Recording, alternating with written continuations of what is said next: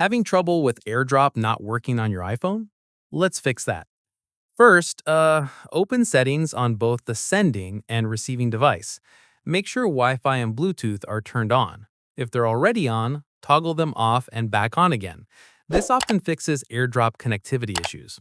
Next, on the receiving iPhone, swipe down from the top right to open Control Center. Press and hold the Network Settings area, tap AirDrop, and set it to Everyone for 10 minutes. If you can't change this setting, go to Settings, scroll to Screen Time, then Content and Privacy Restrictions. Either turn these off completely or tap Allowed Apps and make sure AirDrop is enabled. Still not working?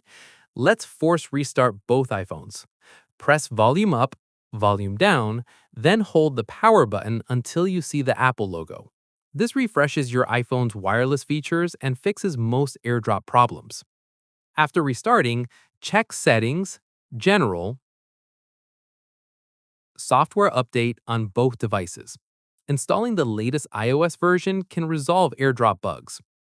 Finally, if AirDrop still isn't working, go to Settings, General, Transfer or Reset iPhone. Tap Reset and choose Reset Network Settings. You'll need to reconnect to your Wi-Fi afterward, but this fixes stubborn AirDrop issues. That's how to fix AirDrop not working on iPhone.